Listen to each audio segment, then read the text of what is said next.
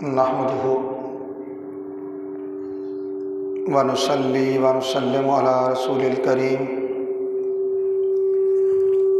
اما بعد فاعوذ باللہ من الشیطان الرجیم بسم اللہ الرحمن الرحیم وَلَيْسَ لِلْإِنسَانِ إِلَّا مَا سَعَى صدق اللہ مولانا العظیم ان اللہ وملائکتہ یصلون علی النبی یا ایہا الذین آمنوا صلوا علیہ وسلموا تسلیما۔ درود پاک باواجب پڑھیے الصلاۃ والسلام علیکہ یا سیدی یا رسول اللہ وعلی آلک واصحابک یا سیدی یا حبیب اللہ۔ الصلاۃ والسلام علیکہ یا سیدی یا ختم المرسلین وعلی آلک واصحابک یا سیدی یا رحمت للعالمین۔ اللہ رب العزت کی حمد و ثنا اور اس کے پیارے حبیب حضور احمد مجتبیٰ محمد مصطفیٰ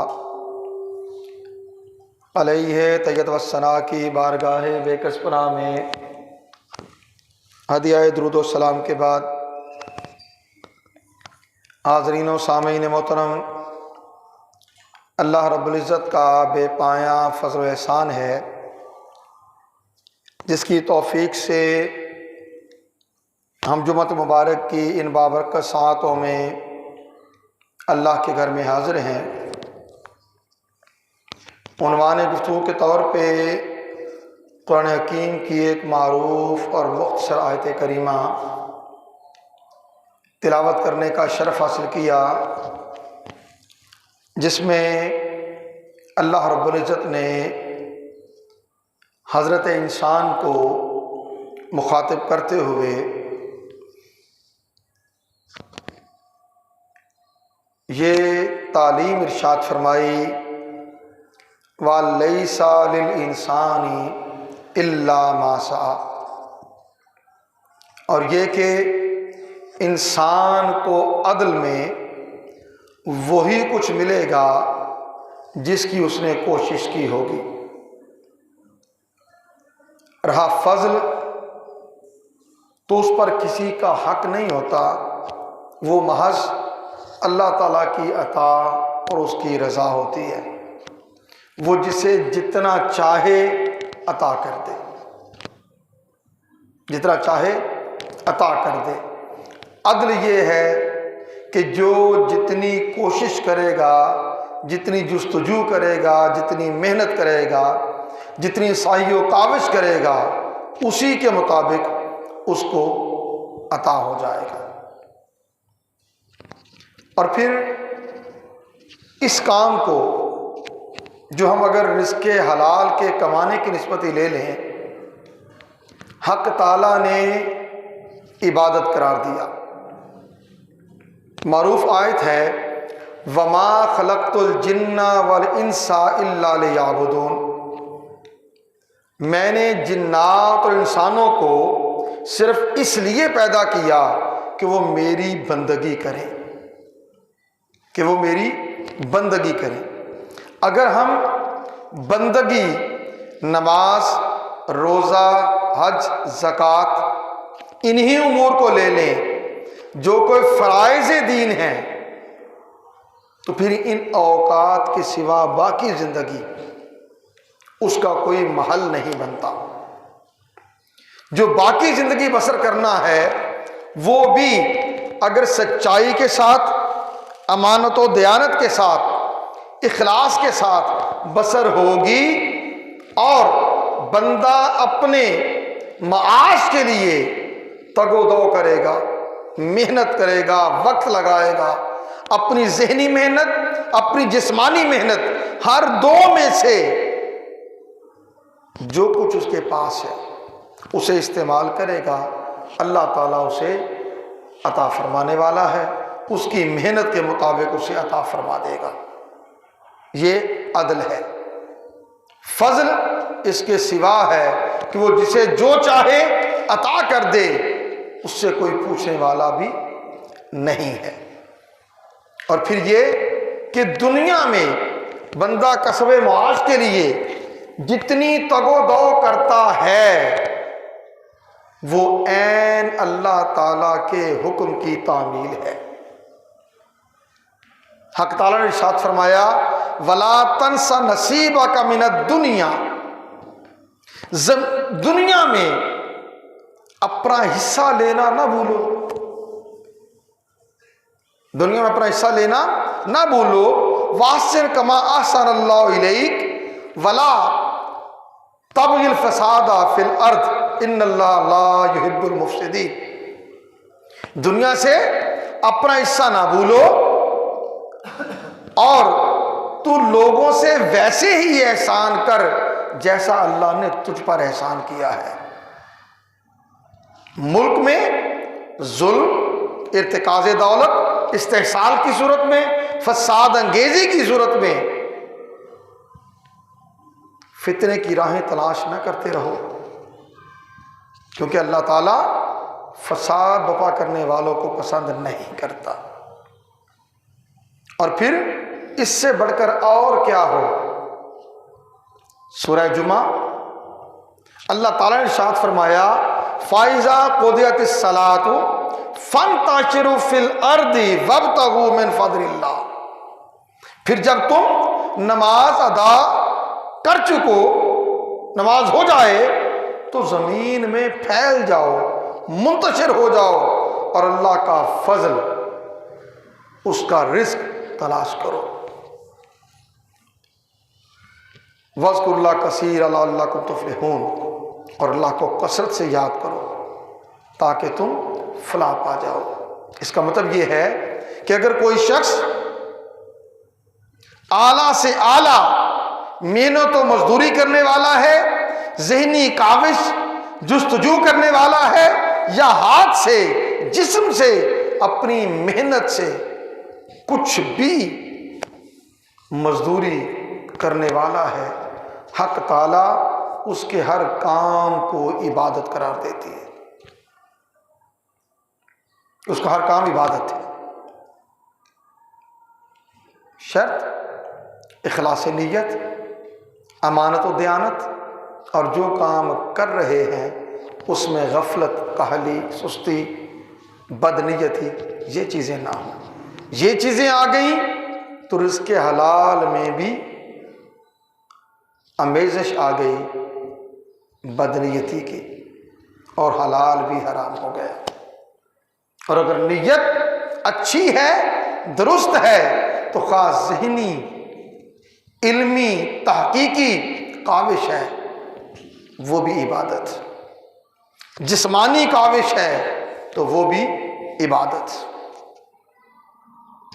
رسول کونین صلی اللہ علیہ وسلم نے ارشاد فرمایا خیر الکسب کسب العامل اذا نصح، بہترین کمائی مزدور کی کمائی ہے بشرطے کہ کام خلوص اور خیر خواہی سے کرے۔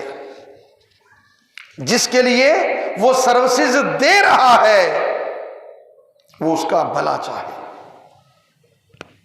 وہ اس کا بھلا چاہے، اس کا نقصان نہ کرے۔ تجارت کی طرف آ جائیں، ارشاد فرمایا تاجر الصدوق الامین مع النبیین والصدیقین والشہداء، جو سچا تاجر ہے، امانت دار ہے، اس کا انجام نبیوں کے ساتھ، صدیقوں کے ساتھ اور شہیدوں کے ساتھ ہوگا۔ اور رزق تلاش کرنے کے لیے گھروں سے نکلنا، زمین میں پھیل جانا، زمین کے خزانوں کی تلاش، ہر چیز عین دین۔ ارشاد فرمایا اطلب الرزق فی خبایا الارض، رزق کو زمین کے پوشیدہ سرمایے میں تلاش کرو۔ معدنیات کا سارا علم، سارا سرمایہ وہ اسی کام میں آئے گا۔ اور اس چیز کو رسول کونین صلی اللہ علیہ وآلہ وسلم نے فرض عبادات کے بعد فرض قرار دیا۔ ارشاد فرمایا طلب کسب الحلال فریضۃ بعد الفریضہ، رزق حلال کی تلاش کرنا فرض عبادات کے بعد سب سے بڑا فرض ہے۔ فرض عبادات کے بعد سب سے بڑا فرض ہے، لہذا یاد رکھنا چاہیے کہ رزق حلال کے لیے جستجو عین دین ہے، عین عبادت ہے۔ اور اللہ کے نبی صلی اللہ علیہ وآلہ وسلم نے تو یہ فرمایا، کسی شخص نے کوئی کھانا اس سے بہتر نہیں کھایا کہ وہ اپنے ہاتھ سے کما کر کھائے، اپنے ہاتھ سے کما کر کھائے۔ اور ساتھ فرمایا وَإِنَّ نبی اللہ داؤد علیہ السلام کان یاکل من عمل یدیہ، اللہ کے نبی داؤد علیہ السلام اپنے ہاتھ کی کمائی سے کھاتے تھے۔ اللہ تعالیٰ نے ان کو یہ شان عطا کر رکھی تھی کہ لوہا ان کے لیے موم کی طرح نرم ہو جاتا تھا، اور اس سے وہ جو اوزار چاہتے وہ بناتے، یہ کام وہ کرتے۔ پھر رسول کریم صلی اللہ علیہ وسلم نے ارشاد فرمایا، تم میں سے کوئی ایک رسی سے بندھا ہوا لکڑی کا گٹھا اپنی پشت پر اٹھا کر لائے اور اس کو فروخت کرے تو اللہ نے اس کے چہرے کو اس مانگنے کی ذلت سے روک لیا، اور فرمایا یہ اس سے بہتر ہے کہ وہ لوگوں سے سوال کرے، لوگوں سے مانگتا کرے، وہ اسے دیں یا نہ دیں۔ اور پھر رزق حلال کے لیے جستجو کرنا، طلب معیشت کے لیے کاوش کرنا، یہ وہ کام ہے جو بہت سے ایسے گناہوں کو مٹا دیتا ہے جو کسی اور عمل سے نہیں مٹتے۔ آقا علیہ الصلوۃ والسلام نے ارشاد فرمایا، بعض گناہ ایسے ہیں جن کو سوائے فکر طلب معیشت کے اور کوئی چیز دور نہیں کرتی۔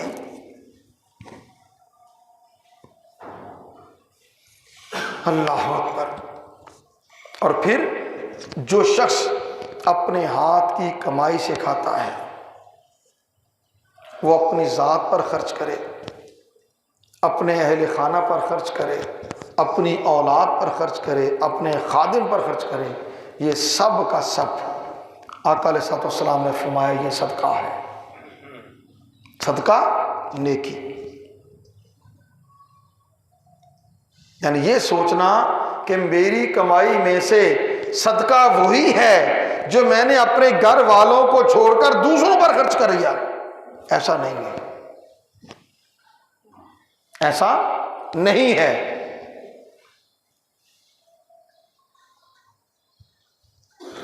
جو زائد بچے، آقا علیہ السلام سے پوچھا گیا یا رسول اللہ صلی اللہ علیہ وسلم کیا خرچ کریں؟ فرمایا جو تمہاری اپنی ضرورت سے زائد بچے وہ خرچ کرو،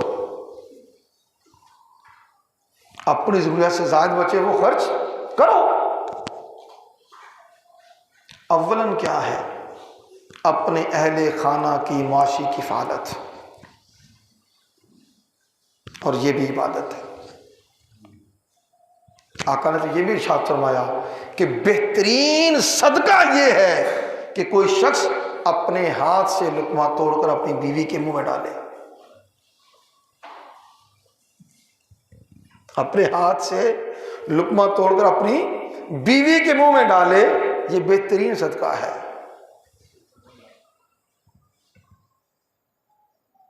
پھر حدیث پاک بڑی معروف ہے، القاسب حبیب اللہ، جو ہاتھ سے محنت کر کے کمائی کرنے والا ہے وہ اللہ کا دوست ہے۔ تو جسے کسب معاش کے ذریعے، طلب رزق کے ذریعے اپنی معیشت کو بہتر کرنے کے لیے جو وہ ذہنی محنت کرتا ہے، علمی محنت کرتا ہے، تحقیقی محنت کرتا ہے، جسمانی محنت کرتا ہے، اس کے نتیجے میں اللہ اپنا دوست بنائے، اللہ اپنی محبوبیت کے لیے چن لے، تو آپ یہ بتائیں وہ عمل اللہ کے ہاں کیسا پسندیدہ ہوگا؟ اللہ کے ہاں کیسا پسندیدہ ہوگا؟ ہم رسول کریم صلی اللہ علیہ وسلم کی حیات طیبہ میں دیکھیں تو آقا علیہ الصلوۃ والسلام نے بچپن میں بکریاں بھی چرائیں، بعثت سے پہلے اپنے چچا کے ساتھ مال تجارت لے کر شام بھی گئے، پھر حضرت خدیجہ الکبریٰ کا مال لے کر بھی تجارت کرتے رہے، پھر اپنے مال سے بھی تجارت کی۔ اس کے بعد آ جائیں بیت اللہ شریف کی تعمیر ہے، آقا علیہ السلام نے اس نے بھی حصہ لیا، خود ایک کاریگر کے طور پر، ایک مزدور کے طور پر ان کے ساتھ چلتے رہے۔ ہجرت مدینہ کے بعد مسجد قباء کی تعمیر، مسجد نبوی شریف کی تعمیر، اللہ کے نبی صلی اللہ علیہ وسلم نے خود حصہ لیا۔ غزوہ خندق کے موقع پر خندق کھودنے والا کام ہوا تو اللہ کے نبی صلی اللہ علیہ وسلم نے خود کدال لے کر خندق کی کھدائی میں حصہ لیا، بلکہ جو پتھر، جو چٹانیں زیادہ سخت تھیں، صحابہ سے نہیں ٹوٹتی تھی، اللہ کے نبی سے آ کے عرض کرتے تھے، اللہ کے نبی خود کدال پکڑ کر جاتے اور اس چٹان کو توڑتے۔ اس کا مطلب ہے رسول کونین صلی اللہ علیہ وسلم اصحاب رسول سے جسمانی طاقت میں بھی زیادہ مضبوط تھے، اور یہ مضبوطی کس چیز سے ملی؟ اسی کام کے کرنے سے۔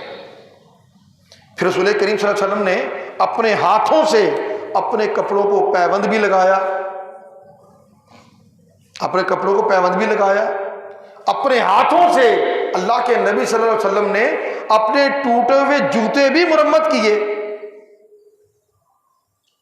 یہ ہماری معاشرتی کم ظرفی کا حصہ ہے کہ ہم مختلف پیشوں سے تعلق رکھنے والوں کو کسی بھی اعتبار سے حقیر سمجھیں، یا کسی کو اعلیٰ گریڈ میں ہونے کی بنا پر بڑا معزز اور اعلیٰ جانیں، یہ ہماری نیچ سوچ کا حصہ ہے۔ کیا ہم یہ نہیں کہہ سکتے کہ اللہ کے نبی صلی اللہ علیہ وسلم نے جب اپنے جوتے اپنے ہاتھ سے مرمت کیے تو جو موچی جوتے کاٹنے والا ہے اللہ کے نبی کی سیرت پر عمل کر رہا ہے؟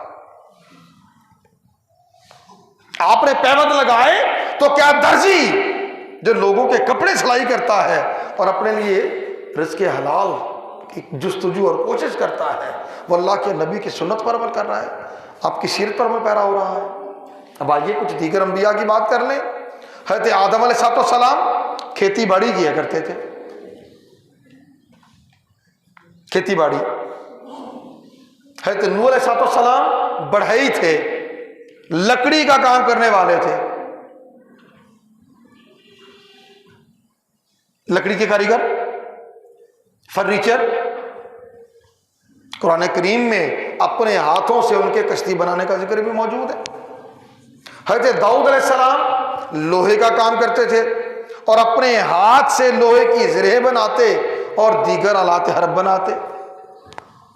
حضرت موسیٰ علیہ السلام اجرت پر حضرت یعقوب علیہ السلام کی بکریاں چرایا کرتے تھے، پھر شعیب علیہ السلام کی بکریاں بھی چرائیں، ان کے باغ کی رکھوالی بھی کی، مالی کا کام بھی کیا۔ حضرت ادریس علیہ السلام کپڑے بنتے تھے، کھڈی کا کام وہ کرتے تھے، جو اس زمانے کی کھڈی والا کام تھا، لوموں والا کام کہہ لیں آج، وہ شٹل لیس ہوں یا سادہ ہوں، مگر کپڑے کی بنتی، کپڑا بنانا آپ کرتے تھے۔ حضرت زکریا علیہ السلام کپڑے سیتے تھے، درزی کا کام کرتے تھے۔ حضرت ابراہیم علیہ السلام، حضرت اسماعیل علیہ السلام وہ راجگیری کرتے تھے، مستری، یہ جو تعمیرات کا کام کرنے والا ہے۔ واضح مثال قرآن حکیم سے لے لے، بیت اللہ کی تعمیر حضرت ابراہیم و اسماعیل اپنے ہاتھوں سے کی۔ اسماعیل علیہ السلام مزدور، ابراہیم علیہ السلام کاریگر کام کر رہے ہیں۔ حضرت یعقوب علیہ السلام بکریاں چرائیں۔ بکریاں چرانے والا کام اور باڑے پہ بکریاں چرانے والا کام، یہ تو کثرت سے انبیاء علیہ السلام نے کیا، کثرت سے۔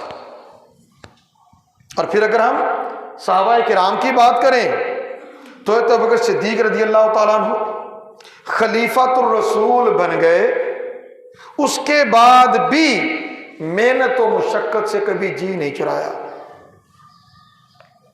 خلیفہ بننے کے بعد بھی کپڑوں کی گٹھڑی کندھے پہ اٹھائی اور چل پڑے بازار میں بیچنے کے لیے۔ اس وقت تو پھر رہتے عمر رضی اللہ عنہ اور عبد الرحمن بن عوف، انہوں نے روکا کہ یا خلیفۃ الرسول آپ کیا کر رہے ہیں؟ فرمایا گھر نہیں چلانا۔ وہاں کا ایک جملہ ریاستی معیشت کے اعتبار سے انتہائی اہم ہے، اگرچہ وہ اس سے ہٹ کر ہے مگر جاننے والا ہے۔ آپ کپڑا اٹھائے اپنی دکان پہ جا رہے ہیں، مدینہ گلیوں میں جا رہے ہیں، تو عمر فاروق اعظم عبد الرحمن ابن عوف انہوں نے روک لیا، کہا آپ یہ کام نہیں کریں گے؟ کہا پھر میرا گھر کیسے چلے گا؟ کہا بیت المال سے مشورہ کر کے کچھ آپ کے لیے طے کر لیتے ہیں تاکہ آپ کا گھر چلتا رہے۔ بات سمجھ آ گئی؟ فرمایا اگر میں کام کروں تو؟ فرمایا اگر آپ کام کریں گے تو لوگوں کا کاروبار ٹھپ ہو جائے گا، لوگوں کا کاروبار ختم ہو جائے گا۔ آپ خلیفۃ الرسول ہیں، حکمران ہیں، لوگ آپ سے تعلق بنانے کے لیے آپ کے پاس آئیں گے، لوگوں کا روزگار ختم ہو جائے گا۔ آج ہمارے حکمران یہ سارا کچھ ہی کرتے ہیں، اس کا مطلب ہے وہ دین کے خلاف ہے کہ حاکم وقت بھی ہو اور کاروبار بھی کرے۔ حاکم وقت نہ بنے یا کاروبار نہ کرے، یہ دین ہے۔ مگر پاکستان میں تو گنگا ہی الٹی بہتی ہے، کیا کہیں۔ کچھ طے کر دیا گیا کہ جی حضرت ابوبکر صدیق رضی اللہ عنہ کے گھر کے چلانے کے لیے اتنا مشاہرہ اعزازیہ ملا کرے گا، ٹھیک ہے۔ بیوی نے جو آٹا بیت المال سے آتا تھا تھوڑا تھوڑا بچا کر ایک دن میٹھا پکا لیا۔ پوچھا کہاں سے آیا؟ کہا اس طرح کیا۔ فرمایا اس کا مطلب ہے اگر ایک مٹھی بھر آٹا کم ہو جائے تب بھی گھر چل سکتا ہے۔